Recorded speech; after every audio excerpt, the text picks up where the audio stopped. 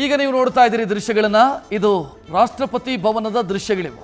ಪ್ರಮಾಣ ವಚನ ಸ್ವೀಕಾರ ಕಾರ್ಯಕ್ರಮಕ್ಕಾಗಿರುವಂಥ ಸಿದ್ಧತೆಯನ್ನು ನೋಡ್ತಾ ಇದ್ದೀರಿ ಮತ್ತು ಜನ ಈಗಾಗಲೇ ಆಗಮಿಸ್ತಾ ಇರೋದನ್ನು ಕೂಡ ನೀವು ಗಮನಿಸಬಹುದು. 8,000ಕ್ಕೂ ಅಧಿಕ ಮಂದಿಗೆ ಪಾಸ್ ಇಶ್ಯೂ ಆಗಿದೆ ಅನ್ನೋ ಡೀಟೇಲ್ ಇದೆ.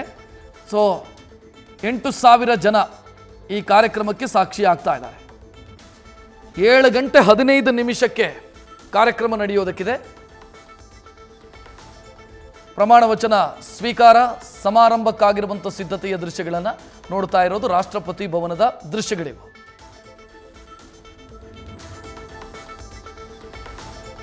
ಏಳು ಗಂಟೆ 15 ನಿಮಿಷಕ್ಕೆ ಪ್ರಧಾನಿ ನರೇಂದ್ರ ಮೋದಿ ಅವರಿಗೆ ರಾಷ್ಟ್ರಪತಿ ದ್ರೌಪದಿ ಮುರ್ಮು ಅಧಿಕಾರ ಮತ್ತು ಗೌಪ್ಯತೆಯ ಪ್ರಮಾಣ ವಚನವನ್ನು ಬೋಧಿಸುವುದಕ್ಕಿದ್ದಾರೆ. ನರೇಂದ್ರ ಮೋದಿ ಅವರ ಜೊತೆಗೆ ಎಷ್ಟು ಮಂದಿ ಪ್ರಮಾಣ ವಚನ ಸ್ವೀಕರಿಸ್ತಾರೆ ಅನ್ನುವಂಥ ಪ್ರಶ್ನೆ.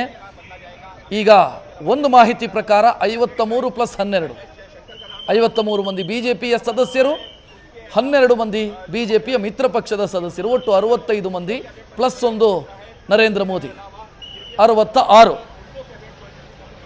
ಕೇಂದ್ರ ಕ್ಯಾಬಿನೆಟ್ನ ಗರಿಷ್ಠ ಗಾತ್ರ ಇರೋದು 81, ಅಂದರೆ 15% ಆಫ್ ದ ಲೋಕಸಭಾ ಸ್ಟ್ರೆಂತ್ ಅಂತ ಅದು ನಿಯಮ ಇರೋದು.